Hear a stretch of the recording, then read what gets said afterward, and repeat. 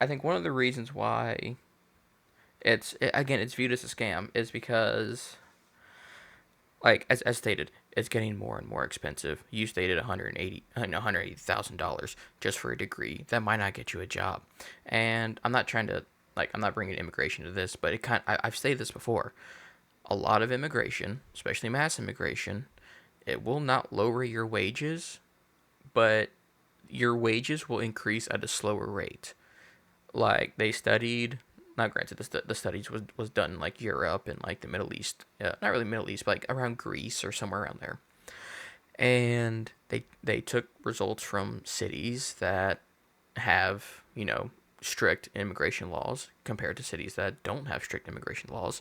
And the companies that don't, and the companies, the cities and locations that have less strict immigration laws, their wages moved up slowly. So college degrees are getting more expensive, but it's not, but the wages aren't keeping up with it. Because as you stated, you're not just competing against the people in your local town. You're not competing against the people in the same building. You're not competing against the same people that are just in your office level. You're able to move around. Like, you can see more, but if you want to stay in your hometown, keep your family where they're at, stay in the office because these are all your friends are at, but the position up top, the raise or whatever, you're competing against people from around the let's just say nation for now. And it kind of leads me to this next part. Like, so these people, including me, I'll admit, I'm in that group where it's like you were Eminem. told to go to college, you've taken on this debt, and now here from newstardom.com, white collar hiring weakens while health and care jobs grow. Let's see.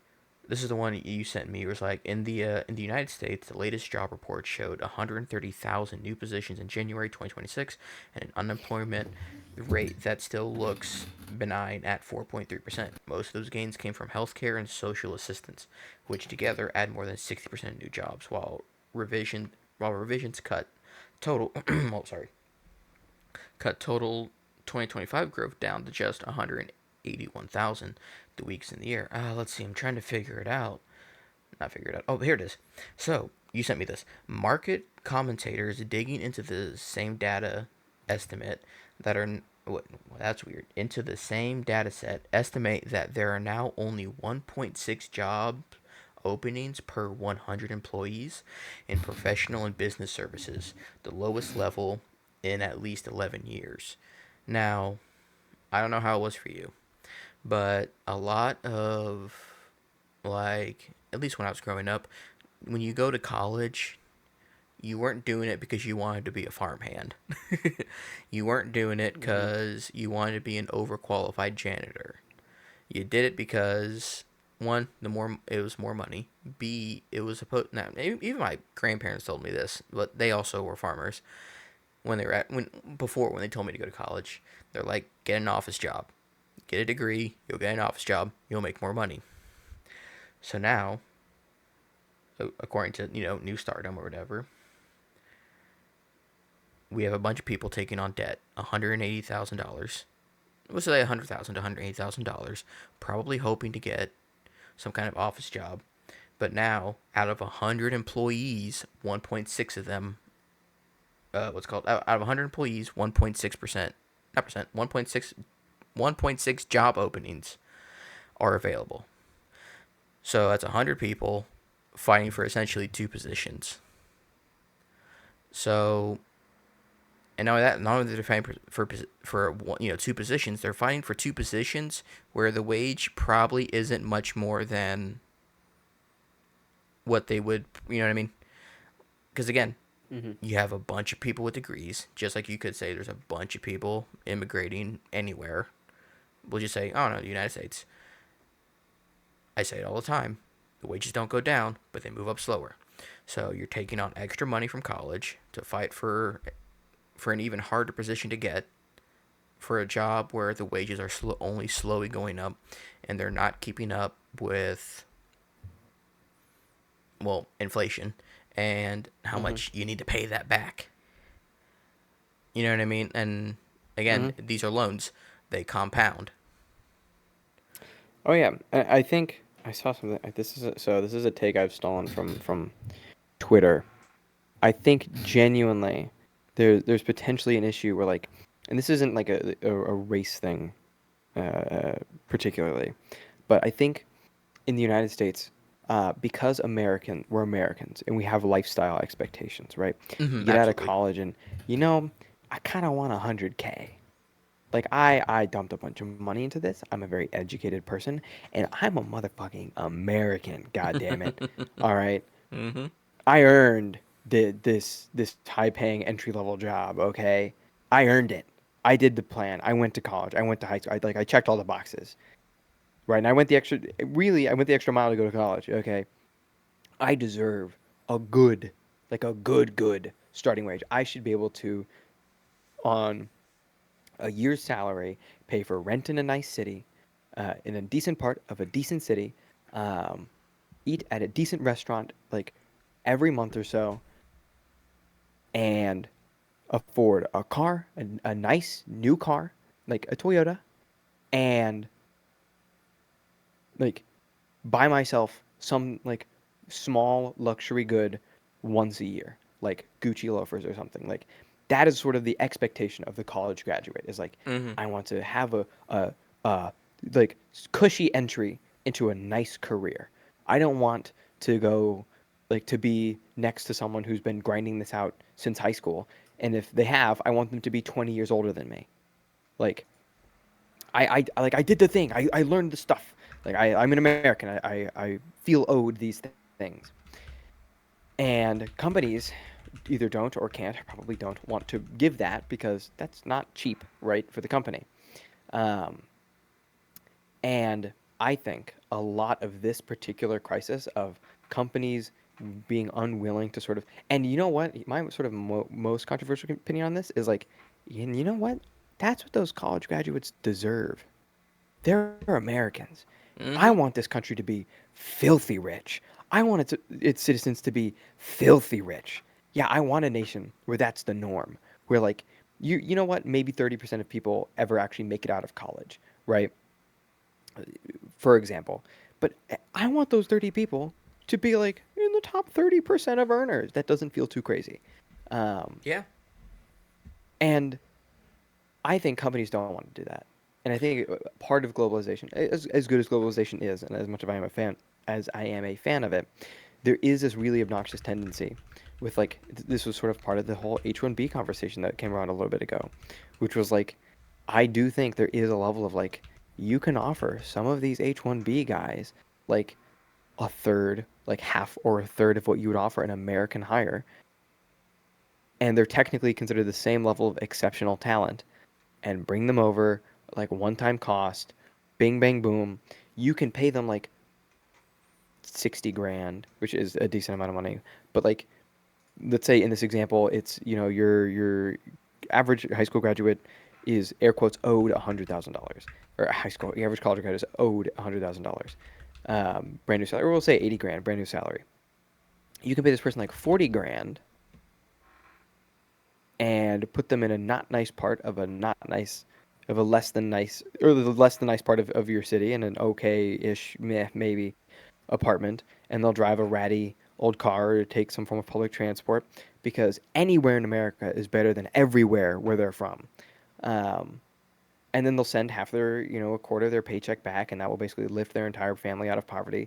And I do think there is sort of this like offset that happens with companies like Microsoft or Google or, Amazon or whatever, where they are willing to do this stuff for these like mid-level white collar positions because it's cheaper than paying a single American graduate what an American graduate expects to be paid. And so I think we have this like massive influx of people who have what I'll say are ostensibly pretty darn reasonable expectations that align with the historical trend of college graduateship that are sort of getting like shafted in this market because companies can like offload this enough onto H1Bs or even just like foreigners in general and be like, well, they're good enough to get the job. They are worth half the price, right? They're half the job, but they're half the price. So we are willing to actually do that. Um, or maybe they're not even like half the job. Maybe they're like 60% less. They could probably be half the job and still be worth half the price, and companies would still do it, um, because you can cycle through them more without harming yourself as much in the eyes of the American consumer. Because Mm-hmm. if you were a company that got like a reputation for like, oh yeah, okay, you've got college graduates, and they're like, okay, yeah, you don't want to go work for like, you don't want to be white collar at Microsoft. They have a really high turnover rate because they're not good to their employees. They're going to not see as many high quality employees applying to their company because word gets around and people are going to talk about it. And, oh, that's a problem for Microsoft. But if it's like Rakesh, Raj, Draj getting cycled out 100 billion times, no one hears about that. And no one cares Yeah. because they didn't care in the first place. But if it was an American, people would care a whole lot more. So this is sort of like a half conspiracy that like I am starting to very much buy into, which is like there's actually a lot of really like semi-suppressed latent talent in the United States, hence all the unemployed college graduates, because companies have gotten very used to one, thanks to the 2008 financial crisis, being able to overhire and underpay, and then two, in Mm-hmm. instances where they can't overhire and underpay, they can outsource whether the entire part like sector and be like, okay, we're just going to have an office over in Bali to handle this, or import, because even developed nations like South Korea, uh, Japan, China, China less so now, but like Japan, South Korea, France, Spain, the UK, like American salaries, I should say, are huge compared to what you get in those countries. Um, and so you bring over some like Spaniard or some English person who, sure, you're right. Maybe our cities aren't as like pristine and nice as some of the European cities, and we maybe don't have the same social protections. But you go, hey, listen, I'll pay you 40 grand American to work X job, where in the UK that job might only pay 30 or 25,000 pounds, right, or the equivalent in American. Um, Fair. and so they'll take that because they can then live on an American salary in a European city, which is kind of the dream, low key. So you can outsource or you can import and go, hey, listen, we'll like basically double your pay because we're an absurdly wealthy American company. You just have to come over here, and they'll be like, yep, sure, no problem, absolutely. And I say this because I've seen this. Is like I've seen like it's not to say there aren't genuine talents in other countries that we should be scouting and bringing over, um, but there is, I think, very much a tendency to like look at other parts of the world for cheap uh, um, um, recyclable labor, even up to the white collar level, um, to not hire American applicants because like they're American applicants are really talented, very spoiled for good reason, people. Like, and I want them to be spoiled. I want Americans to be wealthy. I like when America is wealthy and when Americans are wealthy. I like when everyone can afford the house and the cars and the white picket fence and the lot of like that's the nation that I want is when people can afford to do that stuff. But I don't think protectionism gets us there, but I do think there's a level of like I would be interested in a I would be willing to hear out programs that were something along the line of, hey, you do need to consider like domestic applicants first for this, and then you need to show us proof that you did like a real consideration. I don't know what that would look like. I don't even think this is like Okay. Well, something that could actually, be reasonably enforced. I was like, well, you But bring that up. This reminds me of something back in. I remember it was last year, but I looked it up. Now, no, it's so Trump implemented this. I don't know if it's actually implemented or he proposed it. It's one or the other. But it's called the Restriction on Entry of Certain Non-Immigrant Workers. Was established by the President, proclamation issued on September 19th, 2025. This proclamation restricts the entry of aliens into the United States as H-1B non-immigrants unless their petitions are accompanied by a payment of $100,000. This measure aims to address systemic abuse of the H-1 visa program and protect U.S. workers from adverse effects due to the employment of non-immigrant workers. So if I read this right, what it means is you stated that now I'm just gonna let's say like computer guy, and you stated computer engineer kind of guy out of a United States college, he's probably going to demand at least $120,000 a year. Mm-hmm. I would say that because that's what I was thinking when I was a computer Mm-hmm. engineer like over 10 years ago, that I would be making like $120,000 a year. Can't imagine Mm-hmm. now. Because well, yeah. Well, so but I think it's like so, but a company is like that's a lot of money. I can get the same amount by bringing some dude from India over, and as you stated, paying him like $40,000 to $50,000, getting the same amount of work for a third of the price.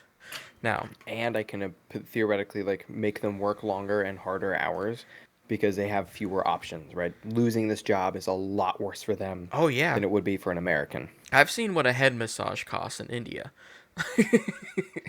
You know what I mean? $40,000 is good money. And you don't want to know. So, and also it says non-immigrants. So, what the H-1B program is, that's what it was for. It was for bringing people from overseas into the company to let them work. They're not an immigrant. They're not like a citizen. They're just there to work. So, this here states that if you want to do that, for each person you're doing that for, you got to pay $100,000 to the government. Now, I don't know if that's just a one-time payment or if it's a yearly thing. But now, let's say it's a yearly thing. Now, that company has to think of, okay, it's no longer $40,000. It's $140,000 per year, per se. You know what I mean? So is that something you're thinking Mhm. of? The even with like payment structures like that, um, I'm my issue with quote like pricing stuff was like you would need to make it a yearly recurring thing, Yeah. um, and then you need to make it keep up, and then you would need to like, um, yeah, if it's a one-time payment, then they just don't care, right? Yeah, It's like that, okay, that we wouldn't pay mean 180 anything. grand this year, and that's 80 grand next year. You're just discouraging smaller companies from doing it, which I mean, fine, I guess, but like Uh, unironically, According to X, it is a one-time fee per new petition, yeah, not annual. So, unironically, probably some form of like DEI for Americans, where it's like, listen, hey, we've got our exceptional applicants. If sorry, when you said that, it's like what do they call it in Japan where they got one random white guy in the office? oh yeah, What do yeah, they yeah. call him? I don't remember, but I know exactly what we're talking about. Yeah, Because he adds a sort of he adds a sort of je ne sais quoi to the office. yeah. Um, I'm 95% sure they call them the white monkey. Give me a Something like second. that. But yeah, having maybe some sort of like DEI where it's like take American applications first, or you must have some quota of like 60% of your workforce must be uh, native-born U.S. citizens, whose parents were Time out. also Yes, it. native-born Sorry, I'm so U.S. sorry. I'm so Yeah, sorry. something like that. I'm so sorry. You're Yes, good. it is called a white monkey job.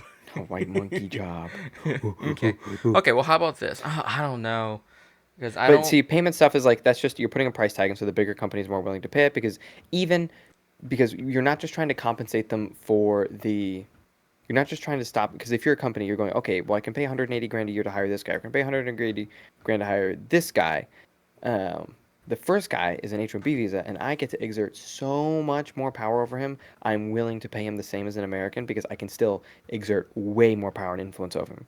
Um, but I think probably unironically, maybe some sort of like DEI where it's like, hey, you must accept, or your workforce must have at least, um, and honestly, really seeking legal answers first is probably stupid. There should probably be some sort of like cultural pushback from Americans, like, hey, we're just not gonna, we're gonna put our money where our mouth is and go. If you won't hire Americans, we don't want to engage with you.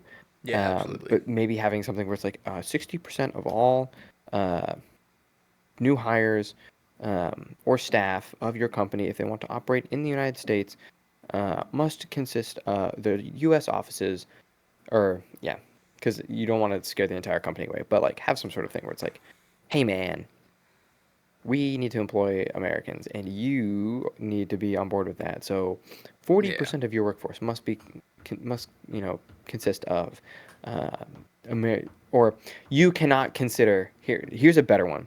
You may not consider H-1B applications until you have exhausted, um, like meaningfully exhausted your search for qualified Americans. Um, and How there would you will enforce be that? audits. Oh, there will And be there will audits. be audits. Okay, okay. Because that's, look, auditor, that's another job for an American right there. Bam. Um, where it's like, hey, we saw that these applications, how many applications did you go through for the job? Oh, we went through this many.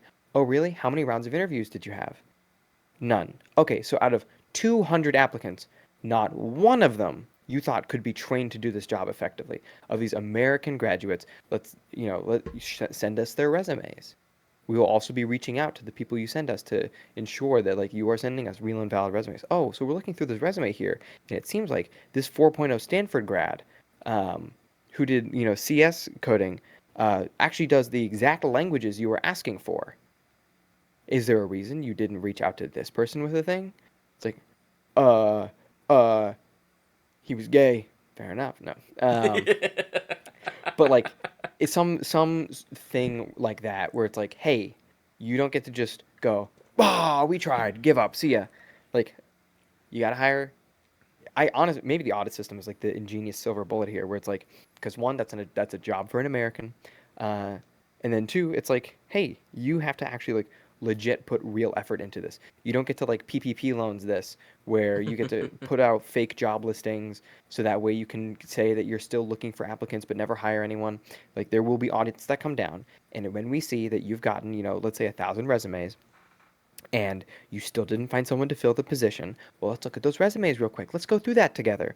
Oh, hey, look at that. At least 100 of these resumes fit your description nearly perfectly. And doesn't sound like it was written AI, like by AI to do that. So, what system are you using that rejected these particular applicants? Oh, your AI auto rejected them? Well, here, send us your prompt, send us your program. You need to send us your seed so that way, pause. You need to send us, I because like you know this. how I they'll like the like you system can do actually. seeded. Send the seed. I need it. I like this. I like this. I'm all in. Sharks, I'm in. Actually, Sharks, I I have a think new so. proposition. I think Um, so. yeah, basically it's just like send us. We need to do an audit of your hiring practices. If applicants like these are slipping through and not getting interviews, and at least one of them getting a job, there's no reason why. Like we reach out to some of these applicants, they seem like they're pretty good fits. Is there a reason none of them got an interview, or is there a reason why blah blah blah? Like you cannot just continue to do in like fake infinite stuff in order to just perpetually hire like H1Bs that you can leverage insane amounts of power over Hmm. to make them work crazy hours and then not even do better than like an American counterpart because you would rather pay, five of these guys to do the work of like probably one relatively competent like college grad who's like a 3.5 from like uh, Illinois State University in CS who's genuinely just a reasonable candidate who you probably should have hired in the first place, but you didn't wanna because he expects a salary in the three digits and these guys expected a salary in the mid five digits. Um, Yeah. yeah. No, but what I was thinking was, it's like that. I was thinking like that's a lot of companies. That's a lot of auditors needed. How would you like, Yeah. manage that at a normal time? But then I realized they're H-1B visas. They have to go through the government, and it's Mm-hmm. strictly for a work purpose. So Mm-hmm. just whenever a company applies for an H-1B visa, audit Mm-hmm. them before Mm-hmm. the approval. So Yeah, you that's audit the position. yeah, it seems like a simple You just go, solution. But hey, I wouldn't so if you're gonna trust. send an H1B, you have to send in 1,000 or 100 or insert number of resumes, like domestic resumes that you were rejected and like your reasons why, and they'll be reviewed. And if they're found to be illegitimate, you will be denied your H1B and you'll have to go back to searching. Yeah. But if it's legitimate, it's like, hey, listen, we have this particular position. We've literally gone through like 100 applicants. We could not find someone domestically. And honestly, you could probably kick that number up to 1,000. We went through 1,000 applicants. We gave them a couple rounds of interviews. Genuinely, like for this particular piece of thing, like for this particular piece of code, or like we'll use like a tech company, right? Um, this job requires someone who, like, let's say, speaks Japanese, right? Because this is our Japanese outreach branch. Um, so we want to hire, Sho Nakamura from Japan who speaks English to do this job because we didn't have applicants that were like competent in their Japanese skills. Like they all failed our Japanese competency test. And like at that point it's like, okay, rubber stamp, good enough. Or, hey, we had not that even I'm necessarily against bringing in international talent, but like I don't know that you need H1Bs every time. Yeah. Because if you're an American company, if you're an American company and you're big enough to be hiring foreign talent, can't they just stay there? Oh yeah. Because these are for people who you're bringing in, right? That's what H1Bs are for. So people who you're bringing into your domestic offices. Mm-hmm. I know plenty of people who work in foreign offices for American companies. Like, why not like do that? Which I mean, obviously, ostensibly has its own issues of just okay, well, if you're going to deny us H1Bs, and we're just going to open a foreign office, to which then you maybe like start including like, if you wanted to get really insane, you start including quotas on hiring. Actually, you need to be, your total workforce needs to be, 40% American or something. Like, there's no perfect solution here. But like, yeah, the problem is it's hard to, and again, this is partially intractable because it's hard to compete with poor people.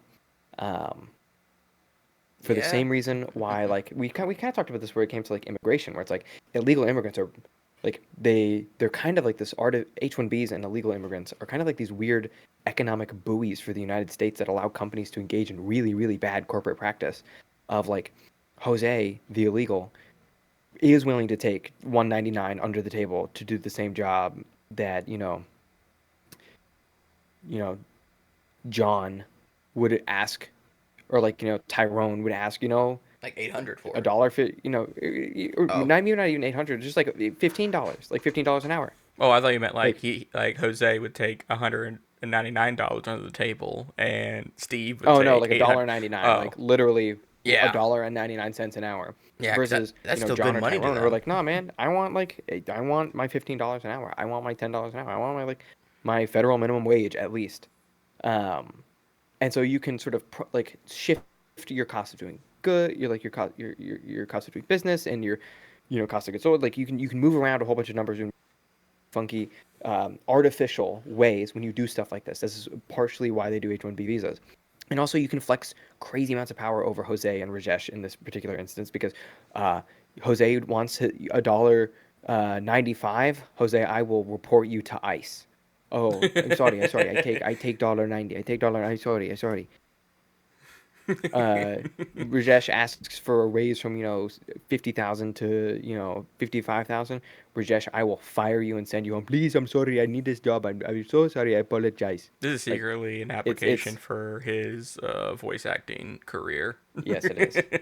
But like they can exercise so much more power and then artificially cut costs in areas where they shouldn't be cutting costs. Like they're able to sort of do this like they're Amazon. What it is, here's the genius insight. What it is it's the Amazon price gouging strategy, but for the labor market. Because when Amazon sees a competition, it will drastically lower prices in that area to push them out because they're a big company. You're kind of getting the same thing here where it's like you're inadvertently getting price gouged by these big companies, or like wage Wage gouged. gouged. Yeah. Yeah, by these big companies who are willing to do this like effectively illegal stuff, so that way they can post slightly higher margins, show higher growth rates, be like, oh, look how much more money we made, pocket more of the cash for the CEOs and the other C-suiters. Like And shareholders. Yeah. there's, yeah, and it's like, and everyone is worse off for it. Well, everyone but them, obviously, but like Naturally. everyone in the United States is worse off for it, including the people who are being like exploited in this instance. Like Jose is not having a good time. Like this is not good for him. Well, yeah, it's more Same with money than you Rajesh. make This back is home, but not it's not good enough to for live him. by here.